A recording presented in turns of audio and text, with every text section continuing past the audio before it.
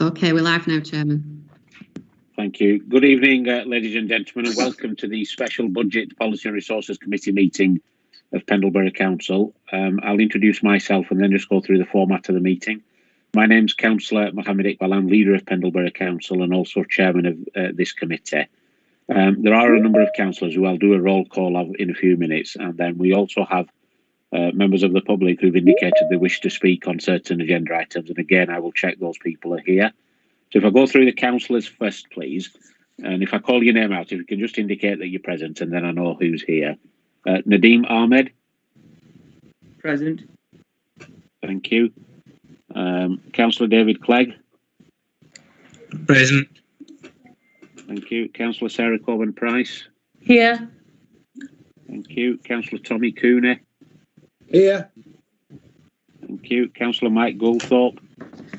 Chairman, Councillor Goldthorpe is struggling with his computer at the moment, but he will be joining us as soon as he can. All right. Thanks, Jen. I'm obviously here. Councillor Yasser Iqbal. Present. Thank you. Councillor Brian Newman. Present. Thank you. Jonathan Nixon. Here. Thank you. Councillor David Whip. Here. Thank you. And then we have three substitutes. Councillor Mohammed Ammer. Here. Thank you. Councillor Naeem Ashraf. Here. Thank you. Councillor Mohammed Aslam. Present. Thank you. And then we have members of the public who've indicated to speak. If I just call your name out, you can just indicate that you're here, please. I have Mr. Roger Lee.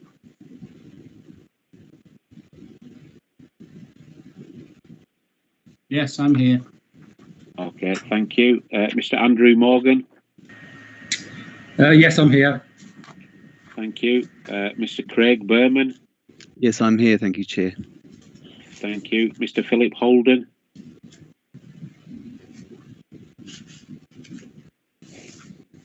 Mr. Phillip Holden. He's not arrived yet, Chairman. Not arrived yet. Okay, thanks, Jen. Mr. Brian Nelson. Here. Present. Sorry, just bear with me.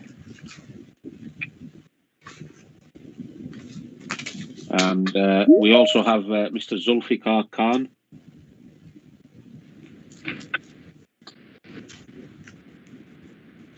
Zulfikar Khan. Not yet. Barbara Moore. No, Barbara's not joined us just yet, but it's showing that Zulfikar is present, but he's not replied.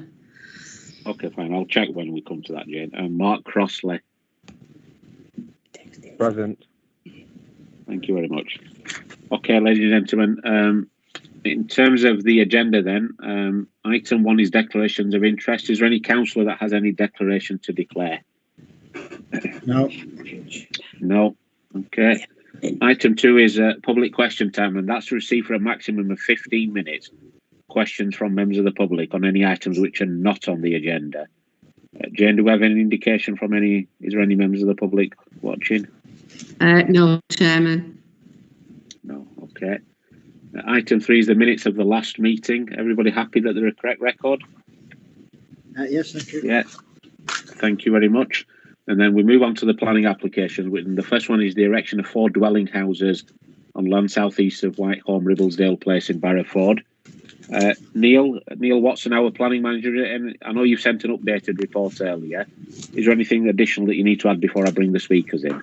Chairman, just one thing. There is an error in the description. It's 3 dwellings. It's correct on the application, but it's just incorrect on the agenda. So it is, in fact, 3 dwellings, Chairman. That's fine. Thanks for that, Neil. Okay, in terms of the speakers, I have 1, 2, 3, 4, 5 speakers, which 4 people have indicated that they're against the application. And I understand Mr. Craig Berman is the solicitor for the applicant and will speak if need be. What I propose to do is I'll take the orders of the people that have indicated to speak. What I would remind is that normally the council's rules indicate that you're allowed to speak up to a maximum of 5 minutes per argument. So that's for and against. Now, if I try and split the 5 minutes between 4 people that are speaking against, that's only going to leave about 1 minute and 15 seconds. But what I would ask is that If a colleague has made the point earlier, there is no need to repeat that point. And if you don't wish to speak, when I call your name out, you can also indicate that you don't wish to speak. But I'll try and be as fair as possible in terms of the amount of time. If I think somebody's taken up too much time, then I will indicate that they need to start wrapping up. So the first person that I've got to speak is Mr. Roger Lee. Correction, that's the agent. Mr. Andrew Morgan. Mr. Morgan.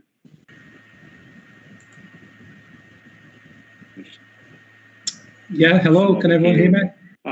I can hear you, yes, yeah. So you've unmuted yourself and the floor is yours for a few minutes. Okay, great, thank you. Yeah, thank you, Chair, members of the Council.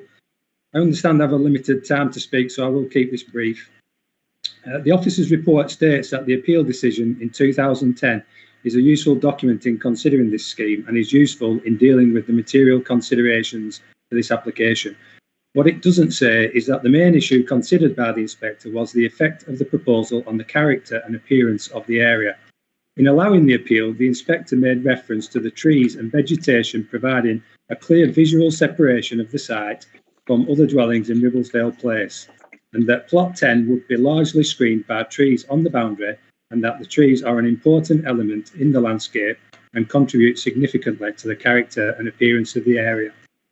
So what are the differences between this application and the previously approved application? The main issue is with plot 10. This is a 5-bedroom, 3-storey house that backs onto Ribblesdale Place, and it has been moved 3.4 metres closer to the boundary with number 2 Ribblesdale Place. The rear elevation of this dwelling is 9 metres high and has 7 large windows facing number 2 Ribblesdale Place, including 4 bedroom windows. This in itself will have an unacceptable overbearing impact on number 2 Ribblesdale Place. However, what is not made clear in the officer's report is that this application also included for the removal of 19 mature and protected trees along the southern boundary, which would totally obliterate the screening of this development with Ribblesdale Place. Indeed, the justification for the removal of the trees to the rear of plot 10, as described by the applicant's arborologist report, is, I quote, "If the trees are retained, they will dominate the relatively small garden and would cast year-round shade and be under pressure for pruning removal due to this and apprehension in high winds from the new occupier of plot 10. I understand from discussions with planning officers this afternoon that further information has been submitted as recently as yesterday, which state that the trees along the southern boundary will now be retained, although I have not seen anything on the Council's website to evidence this.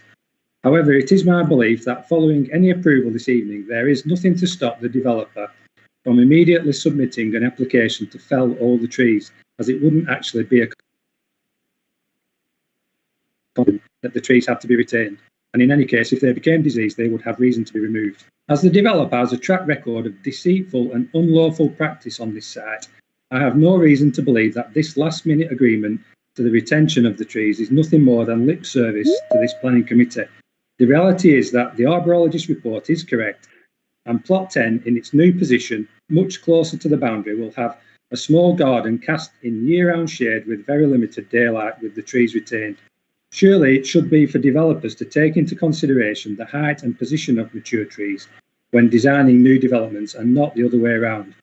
I would urge the members to give these comments their full consideration, in particular the very real scenario that the trees will be removed in the near future, and to refuse this application on the grounds of a cramped development leading to an overbearing impact upon the neighbouring dwelling and the character and appearance of the area. Thank you. Thank you very much for that, Mr. Morgan. Next, I have Mr. Phillip Holden. Mr. Holden, if you want to unmute yourself, and the floor is yours for a few minutes. I'll be very brief and agree with the comments that have just been made, if I may, please. I am the owner of number 4 Ribblesdale Place, which is the opposite side from the development in number 2. Already, the developer has felled and lopped about 30 trees. There has been a substantial change to the whole of the area, and in particular to Ribblesdale Place itself. Ribblesdale Place is well known as a tree-lined avenue with mature trees. It is plain because, in particular with plot 7, you can almost touch the trees at the rear of the property, that those trees will need to be felled if the developer has any realistic prospect of selling that particular property. Already we are aware that the previous purchaser has pulled out of that property, and we are absolutely clear that those trees will need to be felled if those houses are to be further sold. These houses have been cramped and pushed into the corner of the plot and were built not in accordance with the previous planning permission. In 2019, the developer put the footings in and then built substantially the houses, knowing that two of them were built in the wrong spot, and they would have carried on with that had their error not been uncovered by neighbours and brought to the attention of the council. And we respectfully, in closing, agree with the comments of Mr. Morgan and object on the basis that it will substantially alter the area. It will be overbearing, and that the 3-storey properties cramped into a corner of the site is not in keeping with the rest of the area. Thank you very much. Thank you very much for that, Mr. Holden. And Mr. Brian Nelson. Good evening, everybody. I'll try not to reiterate what's already been said. My name is Brian Nelson, and I, along with my wife, own number 2 Ribblesdale Place. As yet, we haven't moved in the property. First, because of the ongoing pandemic issues, but also, in fairness, we needed to make some alteration to suit our particular needs. I'll go straight on to my comments on plot 10. I miss out some of the things I was going to say. Plot 10, in particular, in the submitted retrospective plans, which is adjacent to our drive, has been substantially changed. Again, the planners suggested at Barrowford that there was little change in impact on the surrounding properties. And I do accept, members, that by looking at the plans, the changes do seem to be minimal. But of course, these are viewed in 2 dimensions. To get a real appreciation, the changes need to be viewed in 3 dimensions and can best be appreciated when seen at the site. The crux of the change to this plot is that in the original plan, there was a single-storey garden room as the nearest building to our drive. This, of course, had no impact on our property, nor on any of our neighbours, as it was screened by our boundary fence. But this has now moved to the side elevation, adjacent to Ribblesdale Place, and this has then allowed the developer to move this 3-storey house 4 metres close to our boundary, which is a 40% reduction of the separation approved. This clearly has had a detrimental effect on our privacy on the gable end, which contains a bedroom window, a bathroom window, and a home office window. We believe this is substantially more imposing than the appeals adjudicator envisaged. Our objection is based on the new plan design of the layout of the development. Therefore, we are respectfully requesting the committee to validate the democratic decision made by Barrowford and Western Parishes Committee. Thank you, Chair and members. Thank you very much for that, sir. Okay, Mr. Roger Lee, I've made a note of how much time I've given the people that wish to object, and it's roughly about 7.5 minutes. So I'd ask you to try and stick to the 5 if possible, but if you're slightly over, then I'll just be fair in terms of the time total that I gave the residents. So, Roger, the floor is yours for up to 5 or 6 minutes, please. Thanks. I will try and stay within the 5 minutes. This application, as you know, has the full unequivocal support of your officers. It's clear from the report that the revised proposals for 3 dwellings, as set out in the application, fully meet every aspect of the Council's local planning policies, as well as the Government's national planning policies. In relaying objections to the application to the Parish Council Committee meeting, the neighbours who have concerns with this development failed to consider the relevant planning issues. There was also no discussion of material planning considerations in the subsequent debate on the application by that committee. Looking at the points that have been made by the objectors at the previous meeting first, these are, firstly, that the developer has not followed the original design. Now that's irrelevant, and in any event, that is why this new application is now before the council. The design has changed. Secondly, the developer has carried out unauthorised works to trees, and this comment has been repeated again tonight. This is completely incorrect. And on the contrary, the plots have actually been resited to retain more trees. And this has been done in agreement with the council's tree officer and the planning officers. The fact is, not all of the trees on the site were accurately plotted at the time when the 2016 application was submitted and then approved.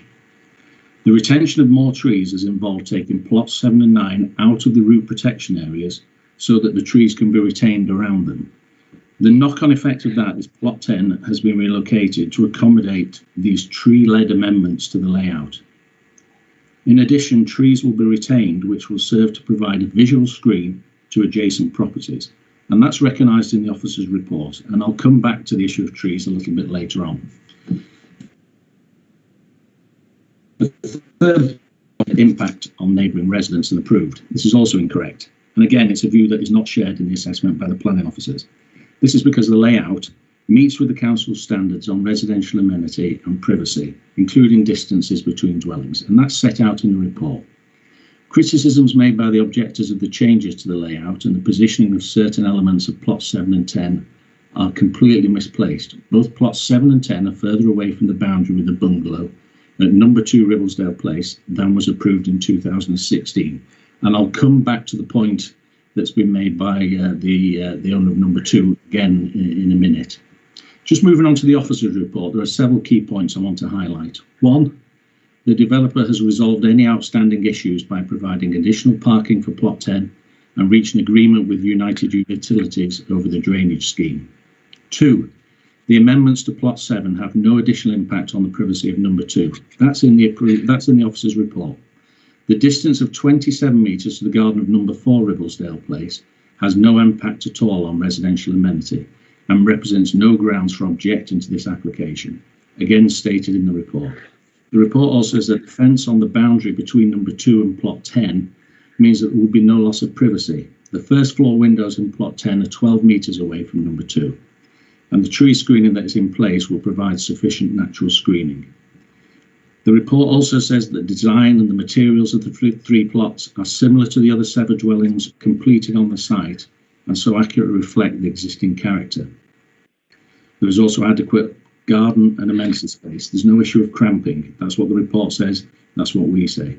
And finally, I want to restate, just in terms of the office report, that all tree works have been agreed with the council. Now, just moving on to some points that have been made by the objectors and Mr. Morgan first. Character and the appearance of the air in the trees. There is no change to the tree proposals that have already been approved under the 2016 permission. What I mean by that is details were submitted under the conditions of that application. They were agreed with the council, and that the proposals now are exactly the same as they were then. It's been suggested that the property is Mr. Morgan said 3.5 or 6 metres closer. And then I think the owner of number 2 said it was 4 metres closer. Number 10 is actually 1.3 metres closer at the 2-storey level. That's measured, that's been presented to the council. They have that comparison plan, should they wish to show it to the meeting or elaborate on it. There's been no changes to the design. It's also been suggested by Mr. Morgan, the number of bedrooms is now 5. Assuming that, or indicating that it's increased. It's actually gone down. Plot 10, as approved, was 6-bedroom property. It's now a 5-bedroom property. So, in conclusion, the proposed development is acceptable in terms of landscape, design, amenity and highway safety. And as such, the development is compliant with the development plan. That's accepted by the officers. In view of that clear professional support for the application, the applicant asks that the committee shares that support and grants planning permission. Thank you. Thank you very much, Mr. Lee. I have Mr. Craig Berman, who says solicitor for the applicant, only speak if need to. Mr. Berman, are you wanting to add anything or not? Thank you, Chair. No, at this stage, I don't wish to add anything, but thank you for the opportunity. Okay, that's fine then. Can I first of all thank those people that have spoken? The rules of the committee are, now that you've spoken, I can't allow you to come back into the debate unless a councillor wishes to ask you a direct question to help councillors deliberate, if that's clear. Neil, can I just check with you? The original report was recommending delegating grant consent. Is that still the recommendation of the planning officer? Chairman, no, we've got the drainage details now and all other information, so committee can make a decision on this without the need for any delegation. Okay, thanks. I'll kick off the debate. I've just got a couple of questions for yourself, Neil, if you can help me, or if not, one of the people that have spoken.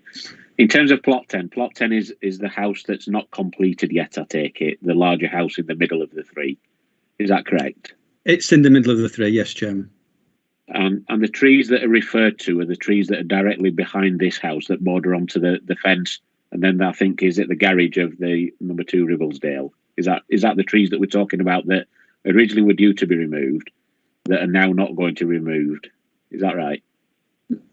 No and yes, Chairman. On the original consent, there were no effective trees which were due to be removed, but the arboricultural report for this application came to say that they wanted to remove the trees adjacent to between plots 10 and number 2 Ribblesdale.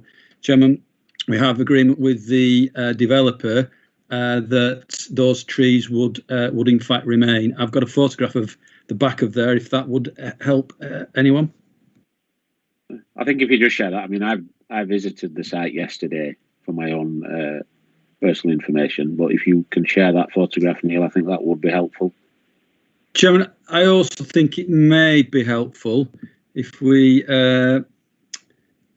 share. Chairman, that's effectively the trees to the rear. You can see the large, this house under construction a short while ago, and the can't see anything at the moment. Sorry, Chairman, I'll try again. Can everyone see that? Yes. I'll try and put that larger. Those are the trees, Chairman, that we're effectively talking about between 2 Ribblesdale and plot 10. Okay, so just in terms of that picture, Neil, I mean, I saw those trees there yesterday. So those trees are remaining. What's going to happen coming towards this way, if that makes sense, in terms of screening? Is there any proposed screening, further screening to be put in there? Chairman, you wouldn't get any further screening in here. There are some trees proposed to be removed from plot 7. Chairman, if people can see my cursor here in there, those are the main ones, but there are reasons behind that due to their health, etc. And we're accepting those, but the trees here between plot 10 and number 2 are healthy in accordance with the arboricultural list report and are due to remain. Okay, thanks for that, Neil. I mean, as I said, colleagues, I visited the site yesterday, and prior to visiting the site, I'd seen this particular place a number of years ago and I think the parish council referenced to it that it was an area of blight to people that lived in that area. I mean, out of the 3 houses that are there now, the middle one, as I referred to, is semi-complete. The other 2 seem to be more or less complete. And having looked at the plans for what was permission before and what's been moved by the applicants prior to today, and obviously with the additional report and Neil's comments, I am comfortable in moving the officer recommendation as is set out, along with any additional conditions that Neil wishes to add in that may help address some of the residents' concerns. But the principle of housing clearly has been established there. The development to me looks quite acceptable and in keeping with the area there. So based on my observations and from reading the previous applications and reading this application, I'm going to move that we grant planning permission. Do I have a seconder?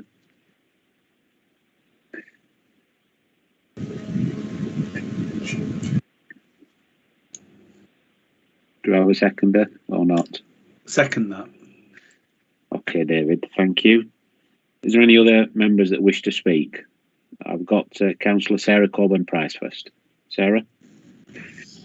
Neil, you mentioned, or I think the applicant mentioned that our tree officer went out to look at the trees. Are any of them TPO-able, if that's a verb? Chairman, the vast majority are subject to a TPO, yes. So Already. they couldn't be removed, in fact? Not without committing an offence, no. Okay. Having read the report, I sense, the Cone councillors will, I think, be with me on this. I think Councillor Clegg and Councillor Nixon will be with me, because we have had this in Cone.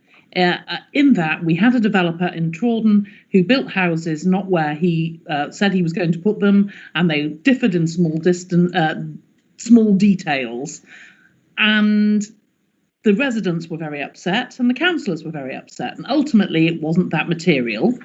But ultimately there is a lot of frustration with applications that come forward that are not built in the way that we're expecting. So I do understand how the Barrowford area committee felt. I do understand that, and recently we've had another one in Cone with trees removed that caused quite a lot of frustration, that we felt, I think those trees were TPOs and they were legally removed. So I can feel the frustration, and I also feel the frustration of the residents, because it's obviously been a bit of a saga. Unfortunately, my car has died with the lockdown, so I can't really go anywhere, and I haven't had the benefit of going to see the site. I will have to get a lift from my son, but I wonder whether other councillors feel the same as me, that we would really benefit from standing on the ground and looking, or it's possible that other councillors have been like Councillor Iqbal, but I think I would really benefit from a site visit. So I just put that out there and see what other people think. Okay, Sarah, if you'd have wronged me, I'd have given you a lift socially distanced, of course. That's very kind. Yeah, okay, I've got Councillor Ken Turner next, and then David Whip. Ken?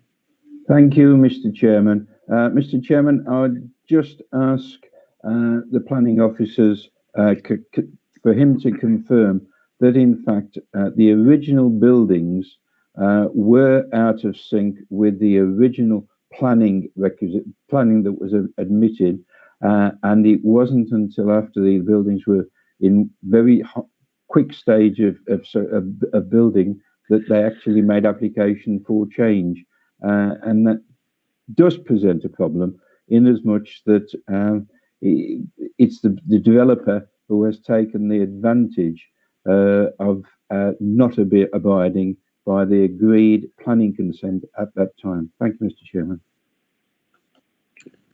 Neil, do you want to respond? Yeah, just I think 2 points with that, Chairman. Yes, clearly we're here because there's a change, and that's what the application is for, Chairman. And it's not point scoring anyway here, but that's where I think Barrowford got very confused about, and it really is not relevant. It's the planning merits of this individual application, not whether there have been changes. So I caution you not to look at purely the changes. It is the merits of this individual application, which is an application and a legal entity in its own right. Okay. Councillor David Whip. Thank you, Chairman. Clearly, there's a lot of baggage with this. But we need to put all that to one side. The site has got planning permission, and the advice that we've been given is that though this is a different application, it is sufficiently in accordance with the previous approvals on appeal and the variations that there've been, for us not to have a leg to stand on if and when this goes to appeal. And to that extent, I mean, sadly, it's irrelevant whether we go and look at the site, because the you know, it's more or less cast in concrete that an inspector will approve this, and I respect everyone, you know, for doing their utmost to resist, you know, what they don't like. But as a council, we've got to be very careful to follow the you know, the planning rules, the planning law, the guidance, follow due process, and I really don't think we have an alternative. So we need to get on with this. Okay. I saw a hand somewhere. Nadine, was that your hand I saw? It is, yes, Chairman. Just a couple of points I want to raise in terms of the comments the previous speakers made through you, Chair. I want to ask this question to Neil, please. One of the previous speakers mentioned in terms of the character and appearance of the area being negatively impacted as a result of this proposal. So, Neil, what's your thoughts on that in terms of the comments about the character and appearance specifically first? Chairman, in terms of the public views, that they're principally through the housing estate and along Ribblesdale Drive and Ribblesdale Avenue there. Chairman, the majority of trees will remain in those locations. From the estate itself, you will see housing as you would have seen before. Chairman, in terms of design as well, they're not the same design, but they're not silly in any way. They're similar to what was proposed before. They're the same in scale. I've got some drawings showing the same height, effectively. I know they've been described as 2 and 3 stories, at 3 stories, but in fact the massing is the same as what was approved. Chairman, in my view, every development has an impact. Clearly it does, but in my view, Chairman, it's a modern area.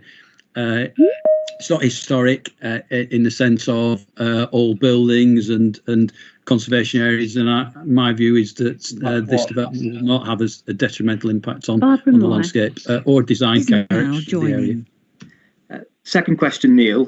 Thank you for that. There was a comment also made about the site possibly being overbearing, if I understood correctly. From the plan that you put up on site, it looks like a large plot of land. And to me, that didn't seem like overbearing. Would I be correct in that interpretation of the site?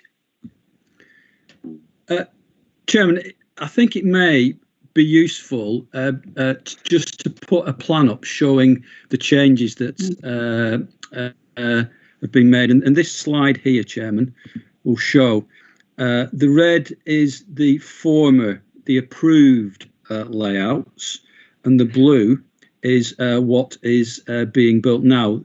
So you can see that there are differences, but quintessentially the development doesn't go closer to the root protection areas, but the 2-story element does. Chairman, a diagram we got earlier that shows here that was the position of the approved property, and 1.3 metres closer is the position of what is proposed now. Chairman, my view is that is not material. It does not lead to a detrimental impact sufficient to refuse the application. So there clearly is an impact. Everything's an impact. Everything has an impact, but it is not, in my view, such that could lead to a refusal of the application. Thank you, Chair. Okay, I don't see any indication of any other speakers, so there's one proposal on the table to approve the application. I'll call out each councillor who has a vote's name If you're in favour, for. If you're against, against. If you wish to abstain, abstain. Councillor Nadeem Ahmed. Abstain. Okay. Councillor Mohammed Amr. For. Thank you. Councillor Naeem Ashraf. For. Thank you. Councillor Mohammed Aslam. Abstain. Okay. Councillor David Clegg. For. Thank you. Councillor Sarah Coburn Price. Abstain. Councillor Tommy Cooner. Abstain.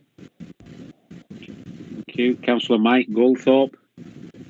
Thank you, Chairman. Abstain. Thank you. Councillor Mohammed Iqbal. For. Councillor Yasser Iqbal. For. Thank you. Councillor Brian Newman. Against. Councillor Jonathan Nixon. Against. Councillor David Whip. For. Thank you. Jay and I make that 6 in favour, 2 against and 5 abstentions. That's right, Chairman. That's fine. Thank you very much. That application is approved. Can I thank those members of the public that have come tonight to speak? You're more than welcome to stop for the rest of the meeting. But if you want to sign out, you can just exit the meeting. Thank you. The next application I've got is a change of use from commercial business and service to a mixed use of shop and cash and carry at Springbank Buildings. I have Zulfikar Khan, who I saw earlier. Zulfi, are you with us? I am indeed. Yes, you are. You've got up to a maximum of 5 minutes in which to address the committee, Zulfi, so the floor's yours.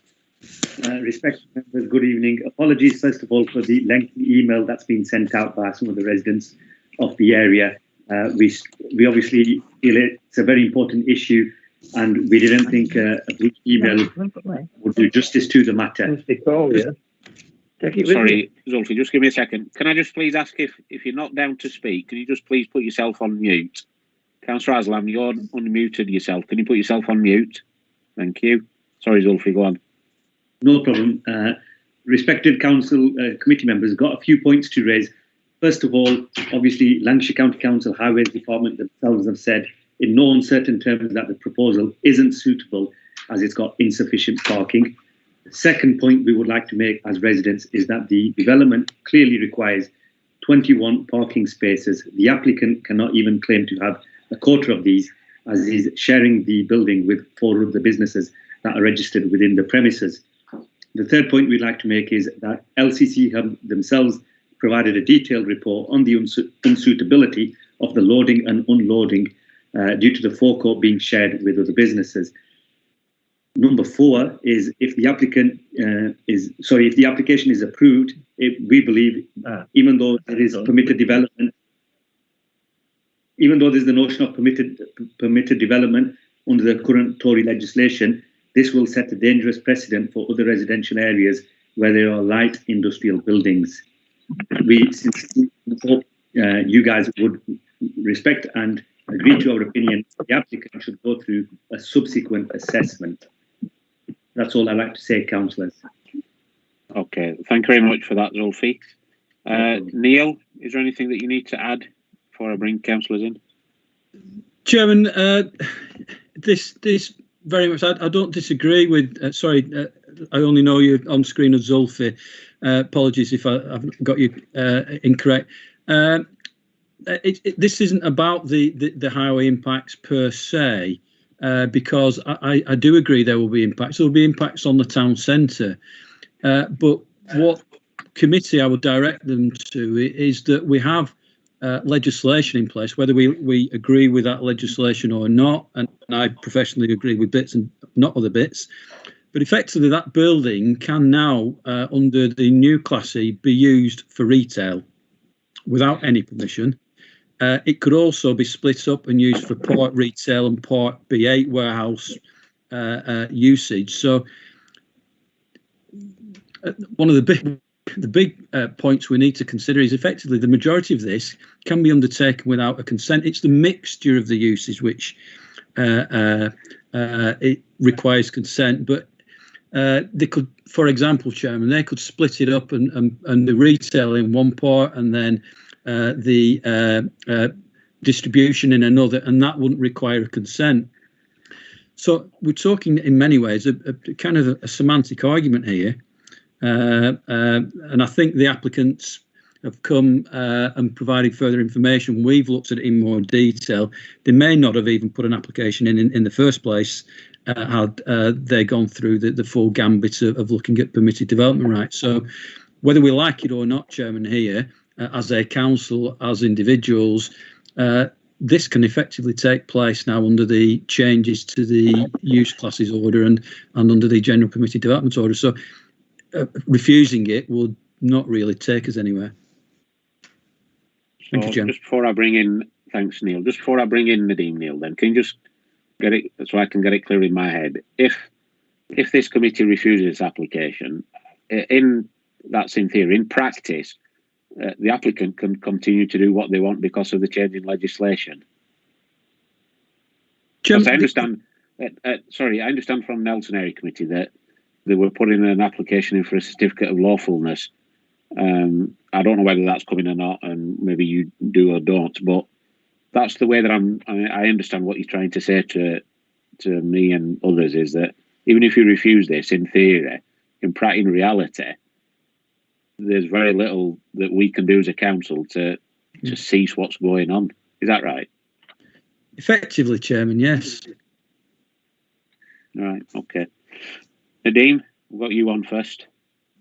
Thank you, Mr. Chairman. Just following on the comments Neil just made in terms of the use of this building itself. I mean, clearly, we are here discussing this application as we did at Nelson Area Committee because planning permission is required for this particular mixed use. It clearly states on page 6, the fallback position is therefore that either the retail or cash and carry use proposed could be implemented without the need for planning permission. However, this application is for a mixed use of both, which does require planning permission. So as far as I understand it, and the reason it's before us discussing this particular planning application is we can only determine what's before us. We cannot split this into two separate uses of the building. We've been asked to make a decision on a mixed use for this particular site. So based on that, this site does require planning permission. Had they only applied for one particular aspect of it, I can understand the argument Neil is raising, but that isn't the case. And some of the points which were discussed at Nelson Area Committee in detail, and let me remind the committee, it was a unanimous decision by Nelson Area Committee to refuse the application. And the main reasons that were highlighted were highways. I mean, even under highways, there's different aspects to it. The Lancashire County Council comments. Sorry, I'm not. Sorry, sure Nadeem. I think there's somebody on a telephone line. Jane, I don't know whether you can help me which telephone number it is. It's still unmuted. Sorry, Nadeem, just bear with us a second. Jane, are you able to help us which one of the telephone numbers isn't muted, please? You muted yourself, Jane. Sorry, can you repeat? Sorry. No, I'm just saying that there's. I think it's the one that's 07827. That number that starts. I think that's the one that's not muted. I don't know who that is. If it's a councillor. No, those two numbers are for speakers on Nelson Cemetery, and they've dialed in. So I think if they were to mute themselves, they would struggle unmuting. We've had that experience in the past. Okay, if I can just ask those colleagues that have dialed into the meeting, if you can just please try and avoid commenting whilst Councillor Ahmed is speaking, because the rest of us can't hear what he's saying. I'd appreciate that. Thank you. Nadeem, you want to continue? Yeah, thank you. In terms of the highway comments made by Lancashire County Council, I mean, clearly those of us who know the area, we know there's a ongoing issue in terms of traffic, in terms of the number of vehicles. using every street and in terms of the parking problems in that area. The second point is in terms of the concerns raised for the parking for the business itself. The Nelson Area Committee approved planning application previously within the building for a gym, which isn't clear from the report in terms of the parking. Well, sorry, correction. It is clear, and it seems to me that the parking is allocated to other users within the total building. There's been a serious road traffic accident just quite close by on Hargreave Street where a child was run over, and there have been numerous near misses in that area. And I think by adding extra traffic in that area will ultimately lead to more issues in terms of road safety. I don't believe the site is sustainable. Correct me if I'm wrong, there's about 4 or 5 businesses already operating from that site in a residential area where there's existing traffic problems, parking problems, road safety concerns. And the report by Lancashire County is absolutely damning in terms of the comments they're making. It's in great detail. Normally we see a short paragraph from Lancashire County Council, but this is in great detail. And I don't believe we can support this application based on those highway concerns. Can I just now briefly mention the policies? Policy ENV2 talks about sustainability. I don't believe adding an additional business within the building is sustainable for the building and the highway. That also referred to in policy ENV4. Secondly, I just want to briefly touch upon policy 25 in terms of businesses having to go through a test and having to locate within the town centre. I don't see why this particular application should be treated any way different to other similar applications which we've considered previously. So for them reasons, I just need some guidance now, Mr. Chairman, in terms of if I was to move refusal in terms of the grounds that I want to put forward, because I know sometimes putting lots of grounds isn't necessarily the best way of doing it. I know Neil's thoughts on the matter, but I just need some guidance. So this is what I want to move is refusal based on highways and possibly residential amenity. But I know there's different arguments that could be raised in terms of policy 25. So can I just seek some guidance from Neil, please?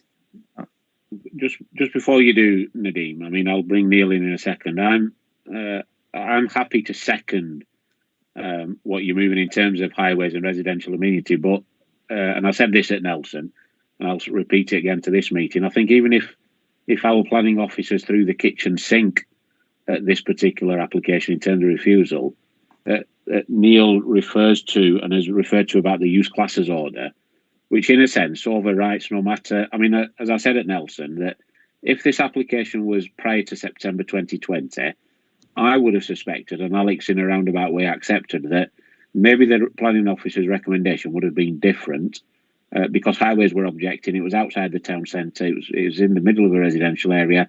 And, you know, as local councillors, and, you know, I live close by to the site, I agree that the issues for the residents are fundamental.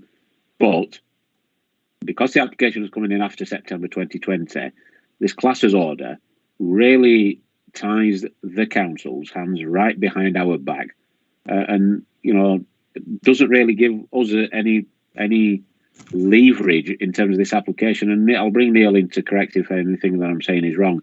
I mean, you know, highways and residential amenity, I think alone would stand up at any appeal had this been prior to September 2020. But as I keep repeating, the planning officers may well have sided with the residents on this particular application. But you know, the officers are right. We pay them for their professional opinion. And I suspect the main reason that the recommendation and approval is, Neil, is because of the change in use classes as part of legislation. You yourself have said that you agree with some of it, some of you don't disagree. In this instance, this is something that I would disagree with, but we are where we are.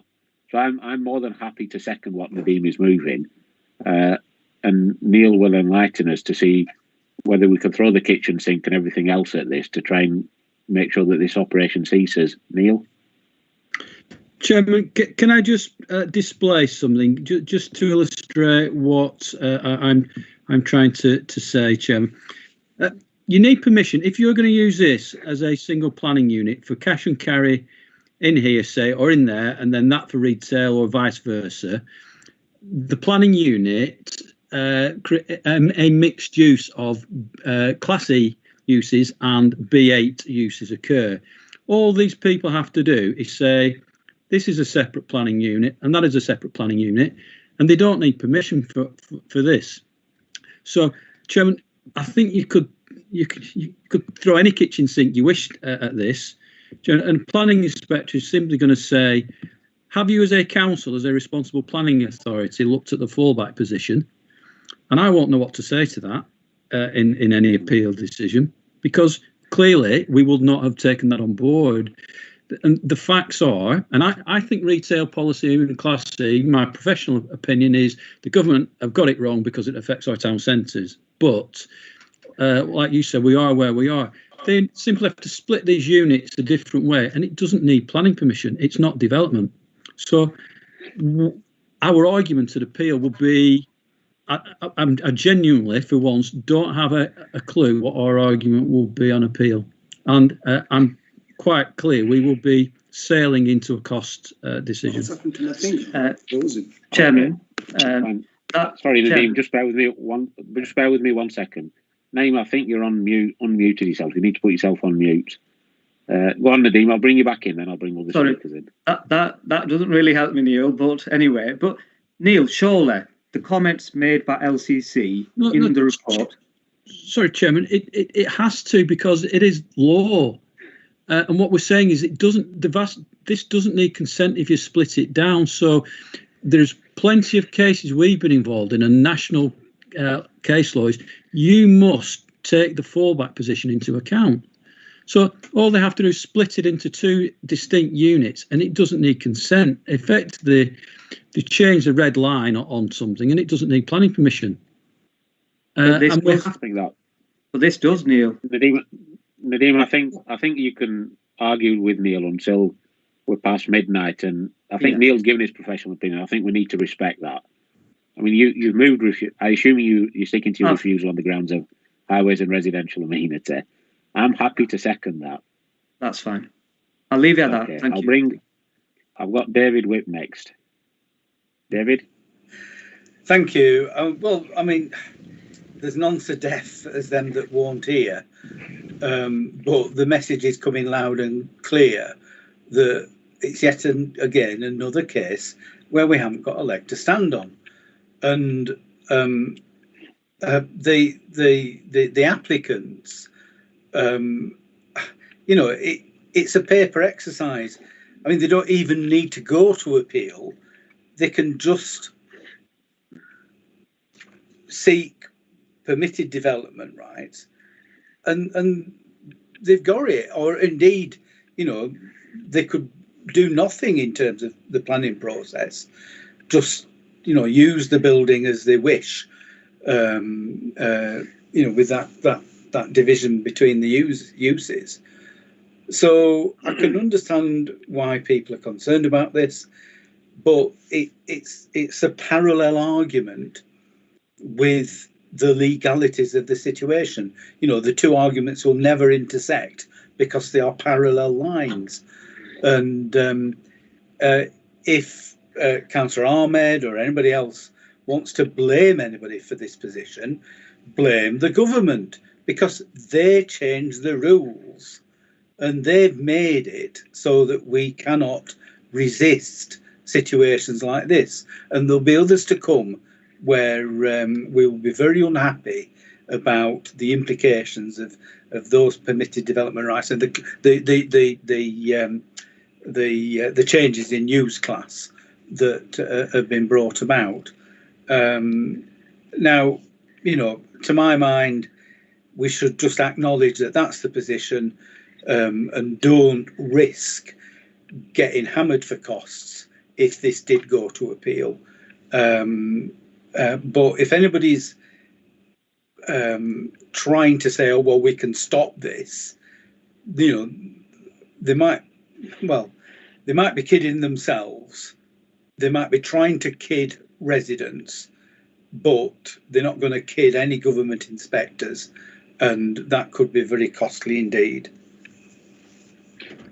Okay, thanks, David. Ken, is that a legacy hand, or are you wanting to speak on this? Ken Turner. Sorry, Mr. Chairman, I didn't touch anything. Your hand's still up then.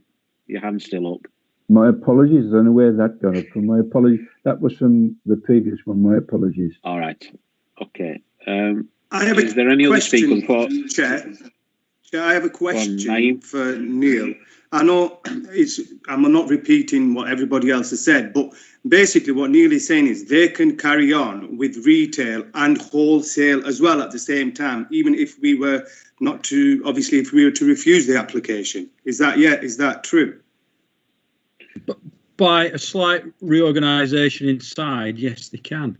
As long as they have distinct areas for that, yes, they can. Or they can use a whole lot for a warehouse or the whole lot for retail tomorrow without any consent required. See, because obviously it's going off what Councillor Nadine said, that quite clearly they did need planning for, obviously, for retail and wholesale. So that's my question. But just to add a comment on, I know we're all, I've heard what Councillor David Whip has said as well, and obviously Councillor Iqbal and Councillor Nadeem. I did visit the area today, and I do go quite often around that area. And to be quite honest, if you have a wholesale unit there as well as retail, and with all the other businesses that are already there, it's going to be catastrophic for the area. You've got 3 or 4 shops just a few hundred yards down. They're quite big as well. They do, I think, a bit of wholesaling as well. Now, if obviously due to the government changing this the law, not caring about residents, we are where we are. However, I think, me personally, I won't be supporting this application, and I will be supporting Councillor Nadeem and Councillor Iqbal on this, because it's an absolute disgraceful and quite clearly shows that the present government they're not really bothered about the residents, especially in such small areas like this, which are very congested.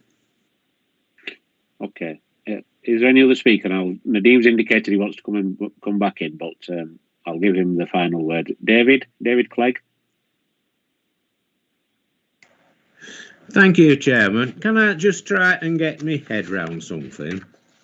I accept what Neil's saying, that they could split the planning application into 2 separate ones if they wanted, and put a line on the map, and they've got 2 smaller areas then, and they'd have one use in one, or they'd say they did, and one use in the other. And I totally get that.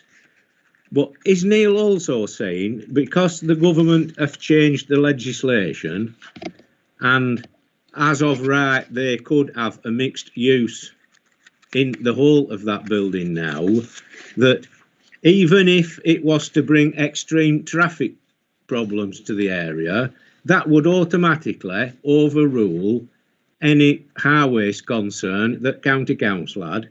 Because to me, that's a building in a certain area, and highways are saying that it is not suitable to have that amount of traffic going to that building, and they're objecting to it on those grounds that there is too much traffic to go to that building on the roads surrounding that area because of the housing, etc. But yet we're saying that that multi-use that it's allowed now would overrule that, because if that's the case, it's a total load of rubbish, because that area, that building is in an area that is not suitable for a lot of traffic. So to me, it's irrelevant whether it's 1 use or 2, and I think we should be turning it down on traffic grounds with the County Council's support. End of. So, Neil, I think, can you answer that in 1 word? The traffic grounds, in terms of whether they have permitted uses or it's in the same use class, or in terms of the legislation not contained in any assessment. So, yes, they are irrelevant for those purposes. Okay. Nadeem, I'll bring you in, and then I'm going to move to the vote on this. Thank you. This is, I was hoping it wasn't going to turn into a political argument, but in terms of the argument, I think the point that's been made relating to trying to lead or suggestion that certain members are leading residents down the garden path. I think I take exception to that comment. All I'm trying to do is, and other members, we're trying to do the right thing, because if you clearly read the highways comments, as Councillor Clegg has just mentioned as well, this use is not suitable for this particular, this use is not suitable for this particular area. There's already traffic problems. We've had a serious accident in that area, and I don't want it on my conscience that we've granted planning permission which led to an increase in traffic against Lancashire County Council advice, and we approved the application. I think it's totally unacceptable to have such a use and the potential of extra traffic in that area. So I think it's a case of listening to the residents rather than anything else. And I think that's what we elected to do. Thank you. I agree with you entirely there, Nadeem. But if there's anybody who's conscious that needs examining, it's maybe 250 miles down the M1. They're the ones that are putting this in position. But I've only got one proposal on the table, and that's to refuse the application on the grounds of highways and residential amenity. So if you're in favour of the refusal, it's for. If you're against the refusal, it's against. And if you want to abstain, you can abstain. So Councillor Nadeem Ahmed. For. Councillor Mohammed Amr. For. Councillor Naeem Ashraf. For. Councillor Mohammed Aslam. For. Councillor David Clegg. For. Councillor Sarah Coburn Price. For. Councillor Tommy Cooney. For. Councillor Mike Goldthorpe. For. Councillor Mohammed Iqbal. For. Councillor Yasser Iqbal. For. Councillor Brian Newman. For. Councillor Jonathan Nixon. For. Councillor David Whip. Abstain. And I make that 12 in favour of refusal and 1 abstention. That's right, Chairman. That's fine. So that refusal is carried for what it's worth. Can I thank Mr. Khan for attending the meeting this morning? He's more than welcome to stop, but if you want to leave, you can just sign out. Thank you. I'm just going to rejig the agenda slightly, colleagues, too, because I'm aware that on item 7, we have our speakers may have arrived. Can I just check? Barbara Moore? Hiya, I'm here. All right, okay, thank you, Barbara. And Mark, Mark Crossley, Hiya. I think you indicated you were on. Mr. Crossley, you still with us? Yes, I'm still here. All right, thank you very much. Okay, Barbara, you've got up to a maximum of 5 minutes in which to address the committee on the Cemetery Lodge report, and then I'll bring Mr. Crossley in. So the floor's yours. Okay. Thank you. Thank you very much. And thank you for allowing me to speak about the Cemetery Lodge. As it's been mentioned, it's been empty since 2019. And there was somebody interested in buying the property. I wondered if there was a follow-up in regarding that. And also, now I've read the report, it's now clear that it has now been listed, has listed protection along with the chapel and the railings and the gateway. So I just wondered why demolition has been mentioned in option 4. And I don't think this should be considered anyway because of the public support that was created, when last meeting that I attended, and many people signed the online petition to save it. And plus, we had lots of councillors as well that agreed that it should be saved. Right. And in point 9, it states that other possible cemetery sites are being sought. I just wondered if you found any that maybe have a possibility for us to extend, our burial areas in this area, in Nelson. Right, I'm going back to the lodge. If we have, I just wondered if we've received the money from the government to improve the town. I just wondered if it was possible to use some of that on the buildings if it's needed in the cemetery, with the church and stuff, and include the lodge. And therefore, if you manage to use some of the money to do the lodge up and make it livable. Therefore, be raising capital for the council to spend on other things that you do need to spend it on. And as seen as a gift from the government, you haven't had to put your hand in your pocket for it. And right, in option 3, when it says that you want to create vehicle access and parking to the lodge, I just wondered, do you mean you're going to knock part of the wall down? Just wondered how you're going to do it. And also, I had a little thought here. Why not create a car park space next to the main gate, which is where Eric used to park all the time when he was alive, and that front area become the garden area, so that could be access to the house as it was before. Thank you for letting me speak. And thank you. Okay, thank you very much for that, Barbara. Next, I've got Mr. Crossley. Mr. Crossley. Oh, hello. Yes, good evening, everyone. I just want to put forward. Can you hear me? Yes, can hear you. Okay. I just want to put forward to the council that option 4, the demolition, is a bad idea. And I would like to, encourage the council to consider option 2. And I don't know if the council can come up with an option 5 and sell me the property directly without it going on to the open market. Would that be a possibility? Okay. Have you finished, Mr. Crossley? I'll answer your question. I just need to check that you've finished speaking. Yes. Okay, that's fine. Can I first of all thank both Barbara and Mark for speaking? Just to help in terms of some of the questions that you both raised. In terms of the option 5, Mr. Crossley, I'll bring Mr. Mosedale in as our legal expert. I don't think we can have an option 5 that we just agreed to sell it to you tonight. And then in terms of Barbara's point about other burial sites, I am working with council officers to look at future burial sites across Pendle, and a report will be brought back in due course to this committee to consider those. And then your second point about, can some of the town deal money that we've got be diverted to repair the lodge? The position is that we haven't got a penny yet of any town deal money. Indeed, the town deal board met this morning, and there's a report later on in the agenda to submit the town deal plan tomorrow to government. The cemetery lodge is not part of that town deal.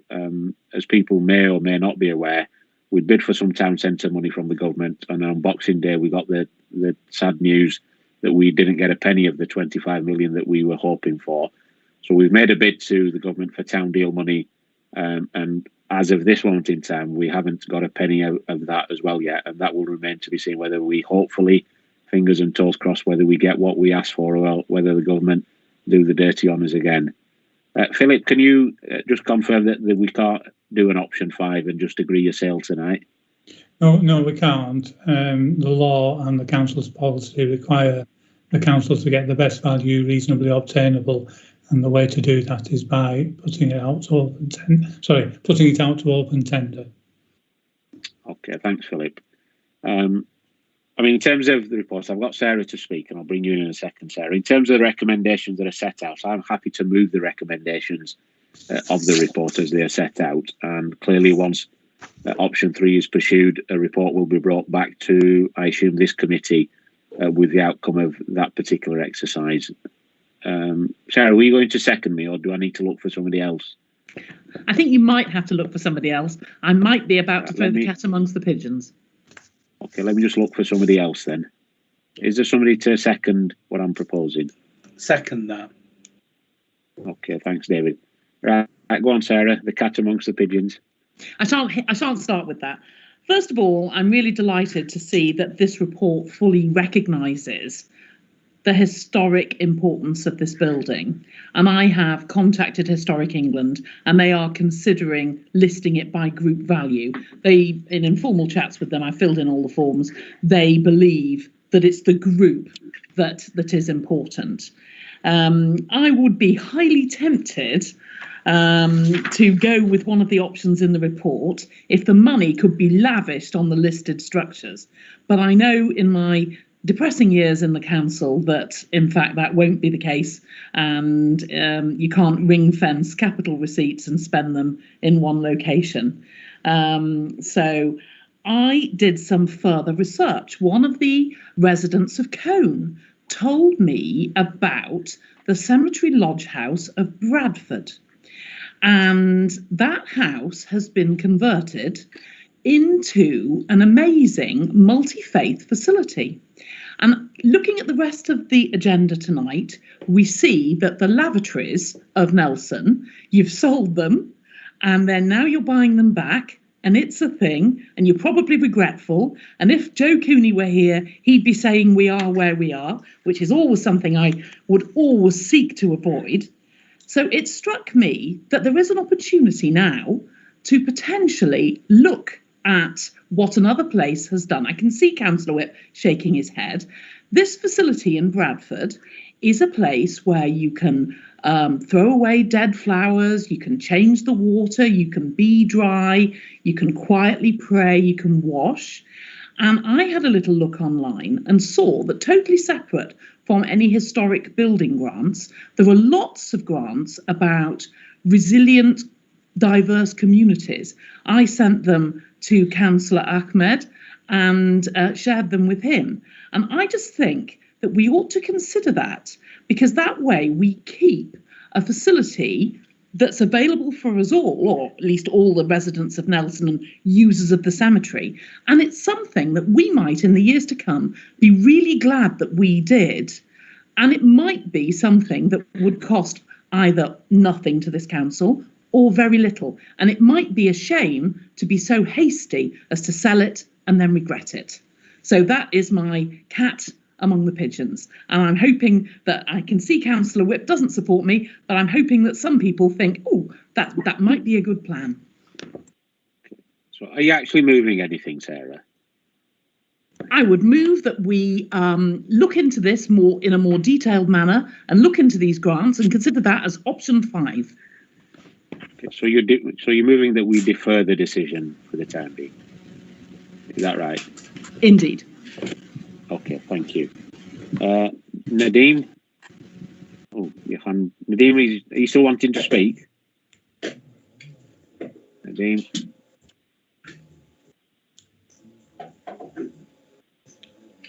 Nadeem? No, he's...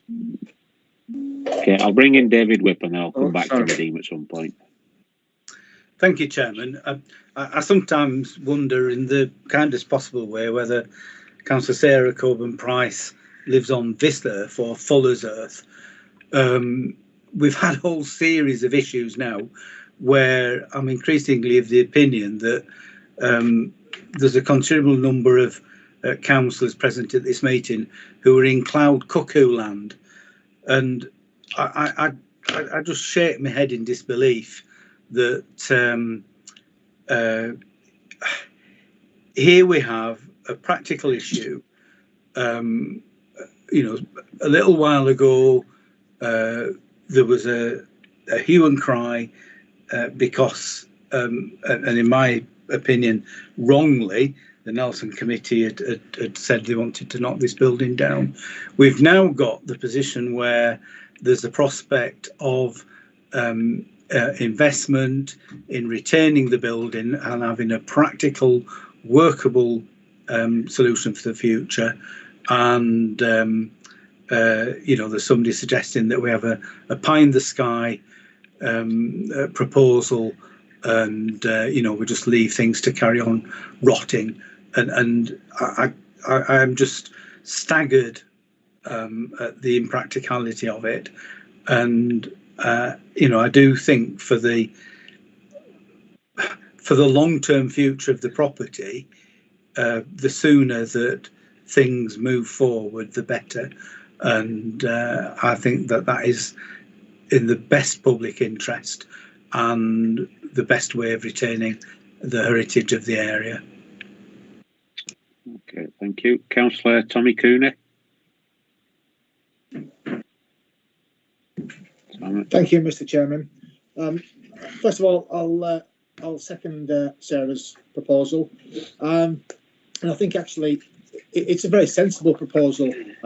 Really, I was up at the cemetery all in this weekend, and it brought home a very sobering sort of position of the current situation with the number of new graves that are in that cemetery, and quite visible as well. And on top of that, the number of people in that cemetery at any one time on that Sunday afternoon in the freezing cold, stood next to graves praying for the family members that they've lost. It's a bit disheartening.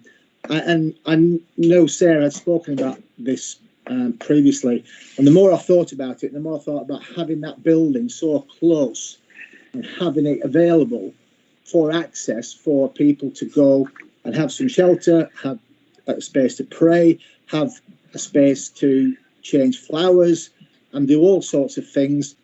It started to make perfect sense, and I think this could be done at a very minimal cost, and I think following up on Sarah's point as well about grants, that's an avenue I think that the council has to explore. But you know, it's become a very busy graveyard, unfortunately. There is a lot of people visiting that graveyard with nowhere to go. So I think the multi-faith usage facility absolutely makes perfect sense. And this is an opportunity to do something different. And this is, what as a council we should be looking to do. The easy option is put it on the market, find somebody to buy it. The likelihood is that it would go for an absolute song because they're not most marketable thing in the world. For somebody to buy it, invest a lot of money on it, then find the seller in terms of where it is, and having an access into it as well off Walton Lane. Well, that's another absolute, disaster waiting to happen as well, so close to the main entrance of the cemetery.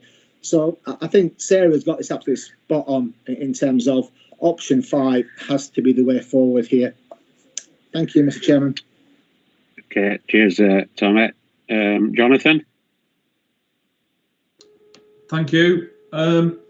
I would be inclined to support option 3, but I'd just like some clarity on what the term development agreement means, because I know it does say it will be sold on the open market by informal tender under a development agreement.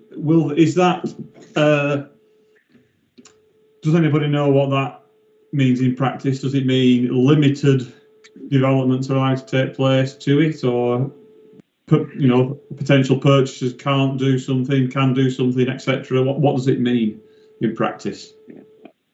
I'll bring Philip in a second, Jonathan. My understanding of development brief is that we dictate what can and can't be done. So, for example, if we didn't have a development brief, there's nothing to stop somebody buying it and wanting to turn it into something else, or start demolishing parts of it to build another house, for example, because there's enough grounds there. So the development brief, and I assume Philip will help me here, is something that we control in terms of what can and can't go there. And for example, the option 5 that Sarah's proposing, nothing to stop somebody proposing that as part of option 3. Philip, is there anything else that you can help us with? Yes, I mean, a development brief is something which sets out clearly to people who may be interested in buying it what is and what isn't permitted, and that brief then becomes part of the conditions of the sale. So they do buy it on that understanding, and they are tied down to what's in the brief. Okay. Is that okay, Jonathan? It sounds good. Basically, in a nutshell, I'll support the option which basically allows the building to be sold on the open market with the additional land to make it suitably marketable to prevent demolition. And I would hope any potential purchaser would take good care of the building, and they would basically have to do that as part of the development agreement. That is what I would support, and from what I gather, option 3 seems to suggest that, unless I'm mistaken. No, you're very rarely mistaken. I mean, you were mistaken to join the wrong party, but apart from that, you're all right.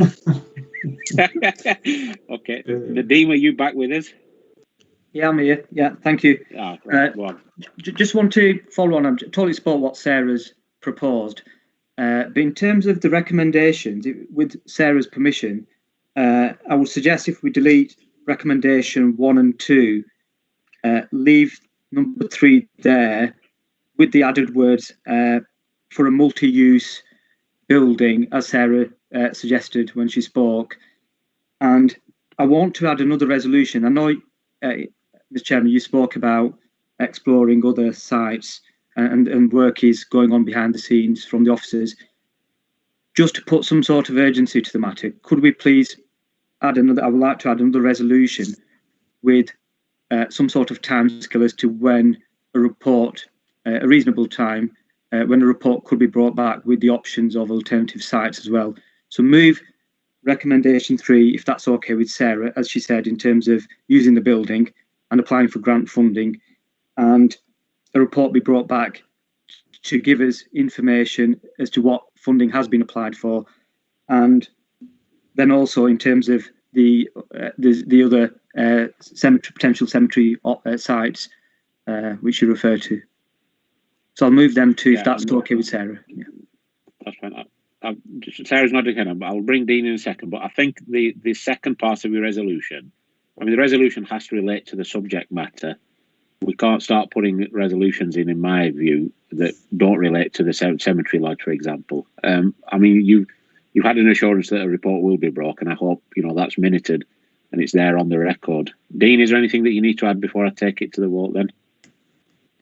Yeah, just on that particular issue, I mean, the intention is to bring it back probably May, June-ish, when we bring the update on the land and asset management strategy. So that's the kind of time frame we're working in. I don't think it's any more urgent than that, in all honesty, but that's when we would do it. So you could consider it in the context of all of the council's land and asset holdings. Okay. I wasn't going to intend to bring any more speakers, but Tommy, I'll bring you in. Thank you, Mr. Chairman. It's just a point of clarity on Nadeem's addition onto option 3. Will we get a guarantee that a report will come back on the feasibility of the multicultural usage before it goes out to tender, and the investigation of grant availability? I'm just thinking of what will come first. I think for clarity, Tommy, I think what Sarah and Nadeem are moving is, if you look at the recommendations, they're deleting 1 and 2, and they're leaving number 3 as it is. Is that right, Sarah? No, I thought we were adding on. Yeah. Oh, no. Nadeem is adding that extra thing that at the same time as the work is done for option 3. This is what I believe. I'm representing Nadeem. Yes, yeah, deleting 1 and 2, yeah. So you're deleting. Yes. So in terms of Nadeem and Sarah, or Nadeem's viewpoint, and Sarah, you were the mover and you accepted this of the amendment. Is Nadeem is saying that you're deleting recommendation 1, you're deleting recommendation 2, and your recommendation 1 is what's number 3 on the original report. Is that right, Nadeem? Is that the way that that's correct? Yeah, and with the added wording in terms of the multi-use building. Yes. Yes. Yeah, multi-phase building, shall I say? Yeah. Yeah. So you only got 1 recommendation as part of the amendment, in a sense. Yes. With that added bit about the multi. Is that? Yeah. Right? Yeah, that's right. Is that a bit clearer, Tommy? Yeah, it's just that we're rolling it into option 3. That's all, and I just want to be clear that opportunity will get Tommy, there is no option. No, there is, based on Sarah and Nadeem, there is no option 3. Yeah. Okay, well that's fine. We take the option 3 out, then put in Nadeem's in. That's fine, and Sarah's in. Yeah. Okay. Okay. So we've got an amendment to my original motion, which is from Sarah and Nadeem, which is the option 3 of the original report. That's their option 1, with the added bits about the exploration of a multi-faith centre. Yeah. So if you're in favour of that, you're for. If you're against. If you want to abstain, abstain. Councillor Nadeem Ahmed. For. Thank you. Councillor Mohammed Ahmed. Against. Thank you. Councillor Naeem Ashraf. Against. Councillor Mohammed Aslam. For. Councillor David Clegg. Against. Councillor Sarah Coburn-Price. 4. Councillor Tommy Cooney. 4. Councillor Mike Goldthorpe. 4. Councillor Mohammed Iqbal. Against. Councillor Yasser Iqbal. Against. Councillor Brian Newman. Against. Councillor Jonathan Nixon. Abstain. Okay, let me just draw another line for that. Councillor David Whip. Against. Okay, James, so I make that 5 in favour of the amendment, 7 against and 1 abstention. That's right. That's fine. So we're back to the original recommendation as set out. Again, if you're in favour of that, 4. If you're against. If you want to abstain, abstain. Councillor Nadeem Ahmed. Against. Councillor Mohammed Amma. 4. Councillor Naeem Ashraf. 4. Councillor Mohammed Aslam. Against. Councillor David Clegg. 4. Councillor Sarah Coburn-Price. Against. Councillor Tommy Cooney. Against. Councillor Mike Goldthorpe.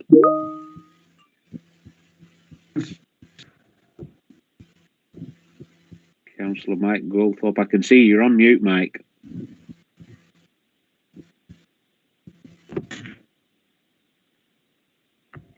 Hello? Talk to me, Mike. Yeah, I can hear you, Mike. Against. Okay, thank you. Councillor Mohammed Iqbal, 4. Councillor Yasser Iqbal. 4. Councillor Brian Newman. On hold. Please wait. Councillor Jonathan Nixon. I'm sorry, Mr. Chairman. I'm lost about what we're actually voting on here now. So you're voting on the original recommendations on the report, which is option 3. Option 3, 4. Okay, thank you. Councillor David Whip. 4. Okay, Jane, I'll make that 8 in favour and 5 against. Yes, that's right, Chairman. Thank you very much. Can I thank both Barbara and Mark for their attendance this evening? You're more than welcome to stop for the rest of the meeting, but if you want to leave, you can just sign out. Thank you. And we go back to the agenda. Thank you. Bye-bye. And we're on to item 5, the capital programme. Mr. Langton, is this your show now? Yes, Chairman. So this is the proposed capital programme for the next financial year.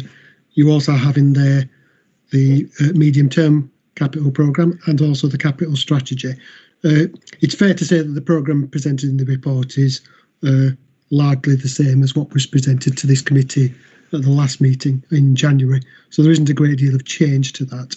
And as you're probably aware, subject to Council's views this evening, this will go forward to the Council meeting on the 25th of February for consideration and approval. I don't think I need to say any more than that, Chairman, in relation to the report, unless members have any particular questions. Okay. Councillor Whip. Thank you, Chairman. Well, I'm grateful to Mr. Langton and the team that has put both this and the following report together. I don't intend to have any great discussion from myself tonight. I think that we've got the full council meeting coming up, and there'll be opportunity there for people to discuss this. So, I mean, I would move without committing myself to anything. That we note the forecast outturn. Looking at the strategy, I can't see there's a great deal of other options, but it might be by the time we get to the council meeting, somebody's got a bright idea. So recommend the draft capital strategy to the full council meeting. And note the proposed capital programme to be approved by the full council, that we do grant delegated authority, determine the most appropriate method of financing, and we note the indicative programmes for future financial years and approve the prudential indicators and in Appendix D. So we recommended all of that to the council for determination, and I would move that recommendation. Thank you. I'm happy to second that. Is there anybody else that wants to speak? No. Thank you. Next one is the General Fund Revenue Budget. Thank you, Chairman. So this is the revenue budget, as you've indicated. Just in relation to the report, there is an update insofar as there's reference in here to the provisional local government financial settlement. The final financial settlement was released on the 4th of February after the report had been issued, but there are no changes to that, to what is already included in the report. In terms of the headlines, again, to some extent, they are largely as were reported to the meeting of this committee in January. In terms of the proposal from management team, there is a recommendation on page 11 of the report, which includes 3 options there for balancing the budget in the next financial year. And the variation between the options is, in essence, the difference in recommended savings that are being proposed by the management team, the extent to which councillors agree savings or otherwise, will have a determine to what extent there will be a need to use reserves to balance the budget. Each of those options does assume an increase in council tax of 1.99%, and the management team would recommend that to councillors to agree, albeit accepting that that's a matter for the council overall on the 25th of February. In terms of the report, whilst there's a proposal there to balance the budget for 21-22, when you look at the medium-term financial plan of the council, there is still a budget gap of circa £3 million, which in the context of the council's budget is quite significant. And bearing in mind that the council has reduced its budgets over the last 10 years as a consequence of austerity, it's becoming increasingly difficult to find ways in which to balance the budget without changing the way in which we deliver services. So I suppose it's a warning to councillors that we're getting to that point which I've previously indicated we'll get to, where the level of reserves is at a level that you won't be able to use reserves in order to balance the budget indefinitely, and that changes to services will be required in order to balance the budget. And I think to some extent, when you look at the savings options that are set out in the Appendix F, you're starting to see some of those more difficult savings that have been avoided in previous years and coming to you for consideration. And as much as I don't want to say it, those are things that are going to feature more in coming budgets for the council, unless the funding position of the council changes. In that regard, of course, we've been given a 1-year funding settlement for 2021-22. There is a comprehensive spending review coming later this year, and there's also then a review of how funding is distributed between each local authority. Those are likely to have a significant bearing on the funding of the council, and I can't say whether that will be positive or not. So at this stage, it's quite difficult to say what the funding position will be in future years. So we are proposing a balanced budget with savings amounting to £580,000. It does require us to use a further £590,000 from the budget strategy reserve, and that will then leave that reserve with probably £200,000 and £250,000 left in it. So, as you can appreciate, it's becoming increasingly difficult to find ways to balance the budget other than to reduce the council's costs. Thank you, Chairman. Thank you, Dean. David? Sorry, David. Ken, did you want to come in to ask a question, or you muted yourself, Ken?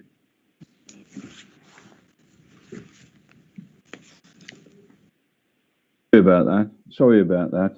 I just wanted to make a comment, if I may. If one looks at the difficulties that this country has suffered over the last 12 months, it is pretty certain we're going to finish nationally in a deficit situation for local governments of possibly somewhere in the region of £3 billion, which is going to mean that immense savings will be made to local government facilities. And as a consequence of that, we've got to be, compared to the situation today, we've got to be aware and prepared to look seriously at savings that are going to be made. If we look at option 3 on Appendix F, one sees the major impact there is the saving on the ACE Centre. Now, obviously, by closing it completely, there will be costs to keep it as an unused, empty building. Would we consider disposal of it? And if we were, where would we dispose it? How would we dispose it? What would we anticipate for its use?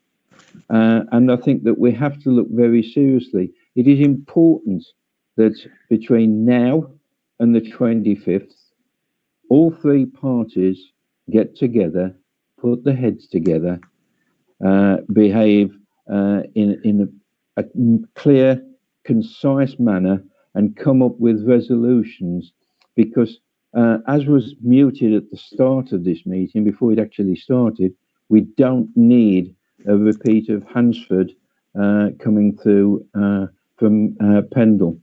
And any party that wishes to present an irresponsible, immature, irrelevant, and incompetent set of proposals on the budget night to try and just score petty party little points is going to spoil the whole effect. What we must do is get together and realise what we have got to make sure, and we've got to take the most sincere savings that are going to be needed over the next 3-4 years to prepare for what's going to happen.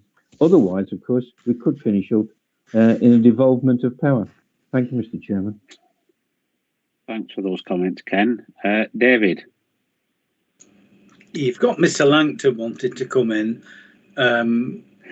Suffice to say that no one will be turning up at the Budget Council meeting and putting something on the table, because we've changed the constitution that requires budget proposals to be drawn up and submitted in advance of the meeting, and that's included in the papers that we've got before us tonight. I mean, Chairman, I live in hope of the end to austerity that we're promised. I live in hope of the levelling up that we're promised, the fair funding that we're promised. I live in hope of no authority will be adversely affected, and everybody will be able to set balanced budgets, and all. What was it? It's whatever it takes, and all the rest of it. So I sincerely hope that all of those promises will come good, and that the dire prognostications that Mr. Langton and the finance team give us will actually disappear in perhaps a puff of smoke or something like that. More realistically, clearly, the position that this council's in and lots of other councils are in is dire. We don't get adequate funding from government to provide the services that residents of Pendle expect, and we are required by law to set a balanced budget. So between a rock and a hard place, we will have collectively to come up with some decisions on the 25th of February. I would move the recommendations without commitment to any particular decisions at this point. So, you know, we're not saying we're going to agree to, you know, this sort of saving or that sort of council tax. It is for decision by the full council. People can put or should put the proposals forward before the day, and then they can be properly scrutinised and discussed. And by the time we get to the end of the process, there will have to be some consensus across the council or between members of the council to ensure that we can fulfil our obligations, not only legally, but to the residents in Pendle.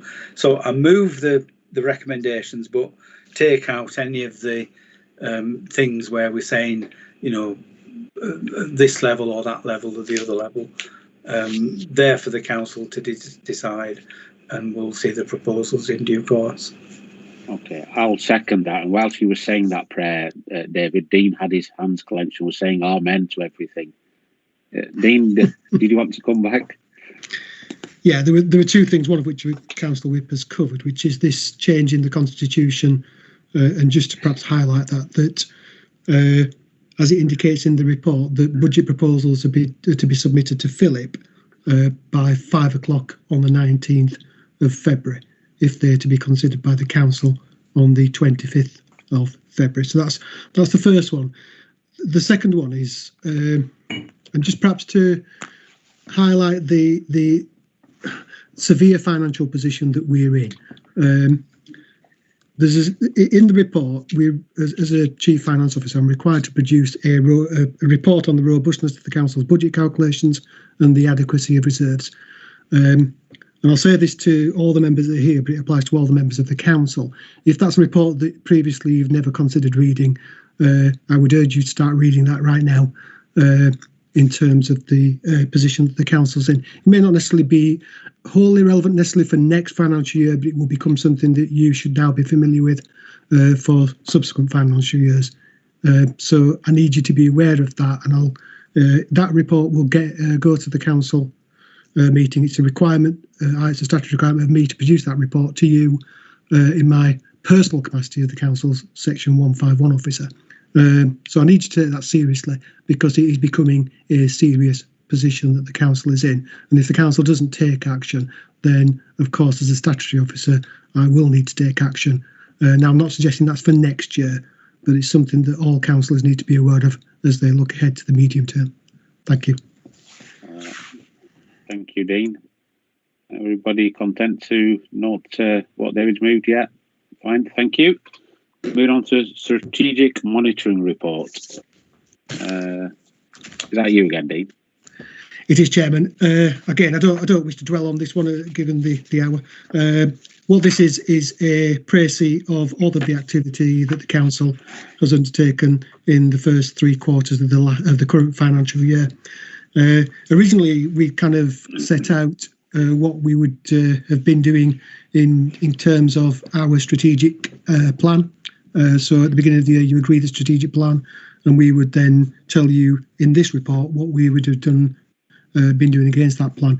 Of course, COVID has been all dominant throughout the year, and so a larger part of the report is about what we've done in response to the COVID pandemic. And I think it's a testament to the council staff that we have both continued to respond to COVID, but equally continue to do some of the things and the strategic things that are in our strategic plan. So rather than dwell on the report necessarily in detail, that's what it's all about. It gives you the hopefully assurance that we've responded incredibly well to the COVID pandemic, but those issues, strategic issues, and importantly some of the business as usual activities as well, have continued to be undertaken despite the outbreak of COVID. So I just wanted that you need to be aware of that. We also provide information in relation to the council's risk register, and the monitoring of that we do, which we're required to do. And we've also provided you with information on some of the council's performance indicators. In the context of the COVID pandemic, some of the performance, I would say, is actually very, very good. And again, perhaps appreciation of staff's effort in the context, bearing in mind most of them have been working in different ways than they're used to and have risen to that challenge. So that's what the report is about. Thank you. Thanks, Dean. David? Well, picking up from that, Chairman, I think that the first resolution preceding the recommendations that we've got is that we do once again place on record our very sincere appreciation of the efforts made by staff at all levels of the authority in not only addressing all the issues that have been thrown up throughout the pandemic, but also carrying on with business as usual and rising to the challenge. I mean, later on we've got the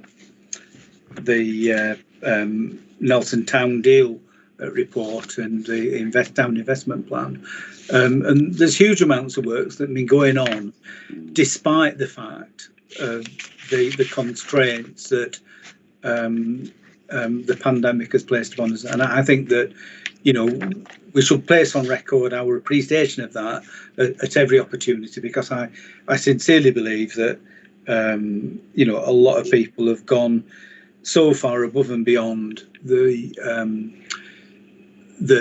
day job that it's little short of staggering, and certainly something that all of us should be immensely grateful for. And I don't want to say any more, really. I think the report is what it is. A lot of work has been done.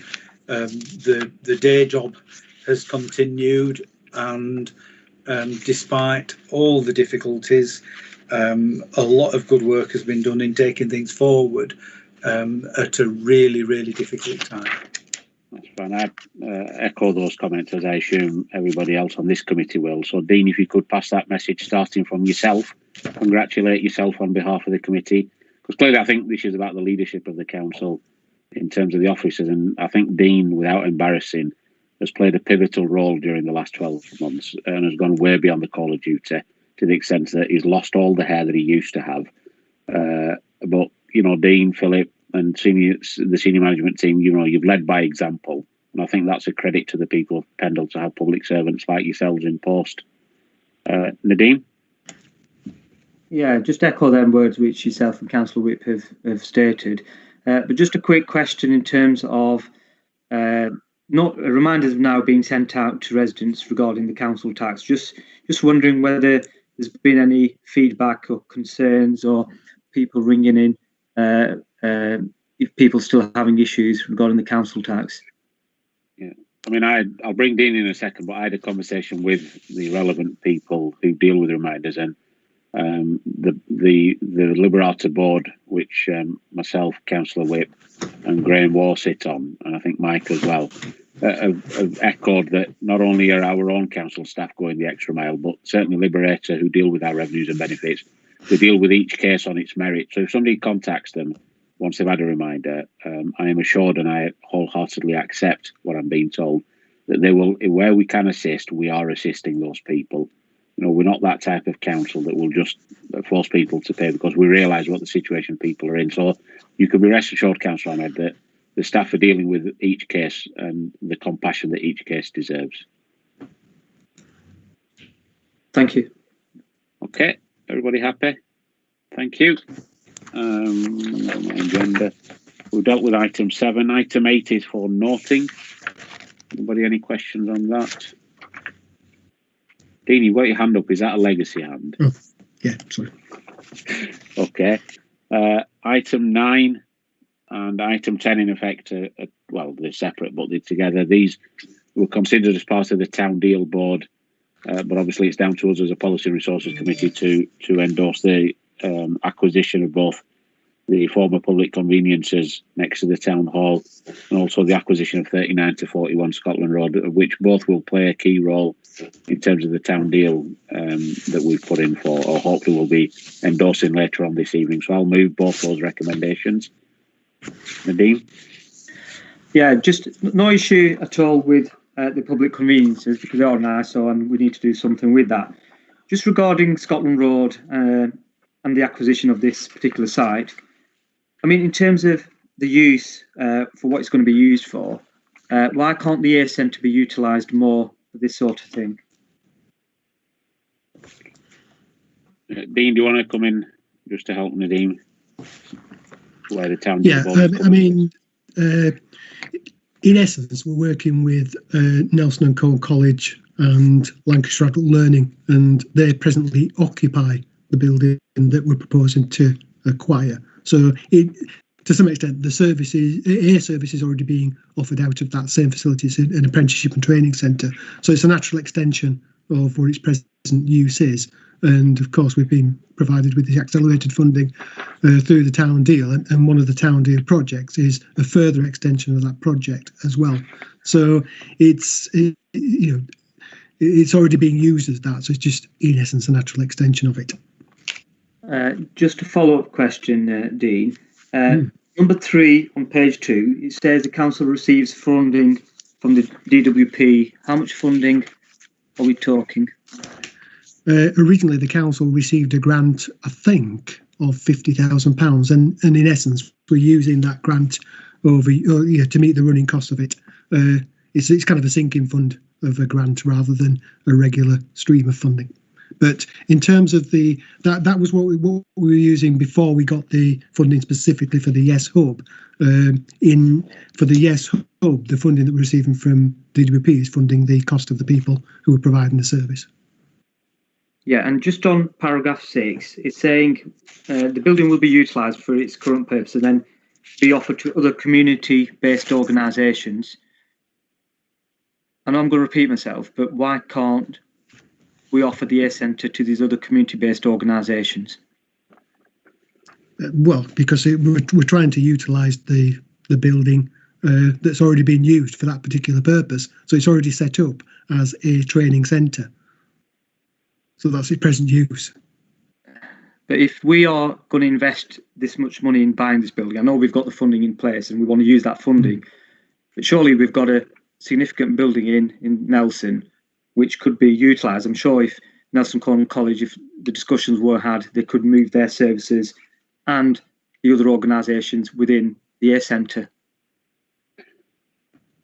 Well, I mean, we are where we are in terms of how the building is presently used and how it's proposed to use it.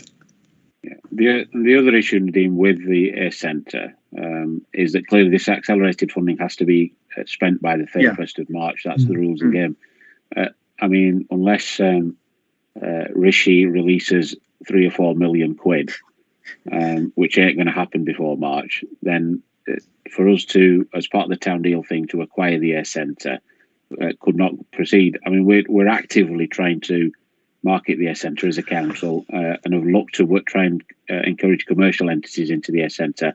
But obviously, when we were in some detailed discussions with at least one operator, but COVID sadly came in and has affected their business to an extent that they had to pull out. Now, once hopefully COVID is over, if it's ever over, maybe they'll appear back on the scene. But in terms of this particular facility on Scotland Road, there's existing uses going on there. And I think it makes sense to use some of that accelerated funding to acquire this building, to bring it into our ownership. Just in terms of the project, sorry, one final question. In terms of the timescale, do we know how long this project's going to go on for? Are we not sure? Yeah, well, subject to the town funding, deal board. Yeah, sorry, the project as it is running now without town is for 1 year. Using their funding, we're matching that to operate it for a further year. If we get the funding through the town deal, then it will be for up to 5 years, hopefully. The issue with DWP is they don't give out funding for more than 1 year. So, to my mind, that's madness. But it is either take the funding or don't take the funding. Yeah, I'm not trying to be awkward, Dean. I'm just concerned that we invest in this building and in, say, 2-3 years' time, we don't have the funding, we're going to have another derelict empty building belonging to the council in Nelson. Yeah, well, I suppose it's one of those things. Hindsight and foresight are really good, aren't they? But we are where we are. We've got the funding to acquire the building. The county council is looking to dispose of the building in any event, so we equally run the risk that it gets sold to somebody who doesn't look after it and ends up like Trafalgar House. So then we eventually have to buy it and do something with it. I suppose my approach here is to get hold of the building and turn it into something useful and ensure that it doesn't become dilapidated. And then, I'd like to do that with the rest of the town centre, if I'm honest. But of course, we're only getting £25 million. But that's the approach here. If we can get hold of the building and turn it into something useful, then it becomes a productive building for the town centre. The danger is you don't do that, and it ends up like other buildings in the town centre, empty, vacant, and starts to deteriorate. Okay, thank you. Just to correct you, Dean, we haven't got 25 million yet. Oh, yeah, of course. Okay, thank you, colleagues. Item 11 is the tenders. That's just for noting. Item 12 is matter referred from Area Committee GDPR legislation. This has come from West Craven. Councillor Whip. Yes, thank you, Chairman. And this resolution was as a consequence of the very great frustration that planning enforcement issues, in the main planning enforcement issues, have to be taken in part 2 of agendas, and there isn't any public discussion or any public oversight of those planning issues. And it was Councillor Tom Whip who pushed this at the meeting, and he pointed out that all the planning applications, we dealt with 2 tonight, are dealt with in public, and conditions are set. And then if there are any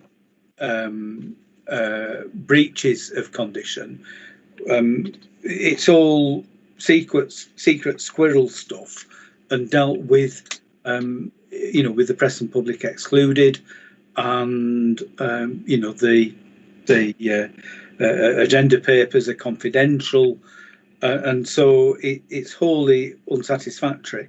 And the other point that he made was that companies, housing associations, don't have the same rights as private individuals do in terms of the GDPR. So, Chairman, what the area committee is asking for is for Pendle Council to make representations to government, to Parliament, to change the legislation in order that we can go back to having an open discussion of those issues which are very much of public concern, and that ought to be discussed in open committee rather than in a private part of the agenda. So that is the plea, Chairman, and I would move that Policy and Resources agree to that request, and that we do ask Ms Langton or Mr Mosdale to make the necessary representations, and I would include the local government association in the representations that we make, in order that we can try and get a both cross-party and cross-authority approach to getting this agreed. Okay, Sarah, are you seconding that course of action? I am, with the rider that we're only able to take this course of action thanks to Brexit, because this GDPR legislation was brought in by the EU and we went along with it. So now we don't have to go along with the right to be forgotten. It's a wonderful thing that we can take advantage of. There you go, Philip. That can be your opening paragraph to say, because of Brexit, can you get shut of this legislation? And we'll await the response to be shared. I'm quite sure that isn't actually the case. Okay.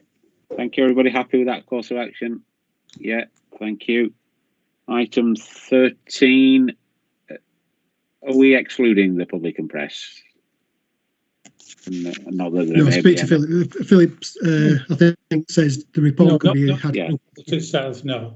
Okay, so item 14 is the town investment plan. I mean, following the town deal board this morning, obviously the town deal board unanimously has agreed the town investment plan. The deadline is tomorrow. The revised deadline is tomorrow, because originally the deadline was a few weeks ago, but following the Boxing Day bombshell that we got, that the government had rejected the town centre money, Julie Whitaker, Judith Stockton and other colleagues have worked tirelessly over January to revise the figures. That were presented to the board, and the board, as I said this morning, has unanimously agreed to recommend to this committee, because we're obviously overseeing everything, that we agree to put the town investment plan submission in tomorrow, which is the deadline. And I would urge colleagues to support the recommendation. But as an aside from that, I think as a council, and I sit on the town deal board on behalf of the council, that we send a message back to Stephen Barnes, who's chairing the town deal board, and everybody else, just to congratulate everybody that's put all the efforts in over the last few weeks, and look forward to working with the town deal board once, hopefully, as Dean has let the cat out of the bag earlier, that we're going to get out 20 odd million. Okay, Sarah, do you want to speak? Yes, please. I devoted most of yesterday to this, and I really enjoyed reading it. My plea would be that in future it would be wonderful for P&R if they could have it the month before, because obviously it has to go in tomorrow. I can see that Mr. Langton's got his head in his hands. I feel that I and other members of the committee might have had some small things that might have improved it. I think it's a brilliant piece of work. I really enjoyed reading all the stats in it, and I looked at all the charts. I had a very happy afternoon. But just small things like it was really difficult for me as somebody that doesn't know Nelson well, that there were no road names on the maps. So I was having to switch between that and Google Earth, and things like in residents' health, there was only one resident that appeared to be cared about, whereas obviously we care about lots of residents, and if the apostrophe had been in the right place, it would have been clear. NEETs, at the beginning of the report, it says that they were very low on NEETs, and I was encouraged. And at the end of the report, it says, no, we're very high on NEETs, so I don't know which it is. And then I'm a little bit confused by who is maintaining all the green space that we hope to gain long term, looking at the long term. So I just feel that it would have been more interesting if we could have had a discussion about it last month, ideally. And perhaps that's something that if we have an opportunity like this again, we can. I would love to support it, but I just can't because of page 73. And it's only page 73 that I don't support, which is the demolition of Trafalgar House, which, as you know from the last meeting, I'm completely against. I think it's so important within a conservation area. And actually, it's one of the outturns that the report seeks to give, which is outturn 8, to restore and enhance heritage. So I feel that those two don't marry up. But apart from that, I am very supportive of this, and I can see it's been an excellent piece of work, and I hope it's successful. Thanks, Sarah. I'll bring David in a second. I mean, in terms of your comments, you're entitled to those, but about giving at least a month's notice, let me assure you that had it not been for the Herculean efforts of others outside of this committee, we would have missed the deadline. We had to ask for an extension because this is not a political point, it's a factual point, because your friends in Whitehall, and excuse the pun, screwed us over on Boxing Day. So we had to revise the town and deal investment plan, and this is really taking it to the wire to be submitted tomorrow. So your comments are fair in terms of trying to give as much notice as possible, but let me assure you, as somebody who sat on the town deal board, this circumstance was way out of our control. We were let down quite badly. David? I just wanted to say, I mean, I've sat on the Nelson Town Deal Board. I don't represent Nelson. Obviously, as a councillor for a considerable number of years. I'm very familiar with the issues in Nelson and the efforts that's been made over that period to regenerate the town and create life and vitality and employment. And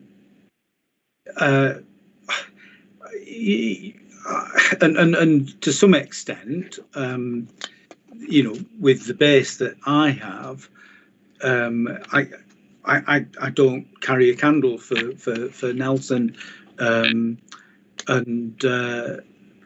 you know, generally I would leave it up to others to make the decisions. Although I do recall many moons ago that the first bad decision, we left it to people in Nelson when we should really have intervened and stopped them from making the mistakes that they did.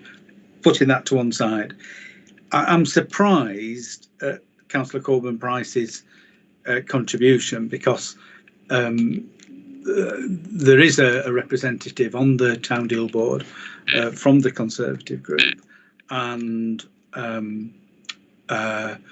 you know, I'll just say I'm surprised that, you know, there hasn't been the engagement and clearly the feeding back to the Conservative group that perhaps should have been. So, you know, I won't make it any worse for people, but you know, the opportunity was there, and if people didn't take it, then, well, I can't do much about that. Thank you.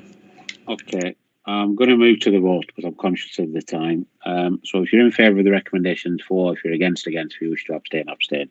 Councillor Nadeem Ahmed. For. Councillor Mohammed Ammer. For. Councillor Naeem Ashraf. For. Councillor Mohammed Aslam. For. Councillor David Clegg. For. Councillor Sarah Coburn Price. Against. Councillor Tommy Cooner. For.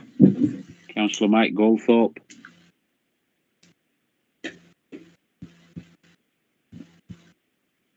Mike, I think you're frozen again. Councillor Mike Goldthorpe. Okay. Sorry, go on, Mike. I can hear you now. I've lost you again. I'll come back to you, Mike, at the end. Councillor Mohammed Iqbal, for. Councillor Yasser Iqbal. For. Councillor Brian Newman. For. Councillor Jonathan Nixon. For. Councillor David Whip. For. Councillor Mike Goldthorpe. For. All right, I got the 4 there. Thank you, Mike. Jane, I get that. Everybody in favour, bar 1. That's right, Chairman. Yeah. That's fine. So the recommendations are carried. Can I thank everybody for their indulgence this evening, and as usual, wish you a safe virtual journey back home. Thank you. Thank you.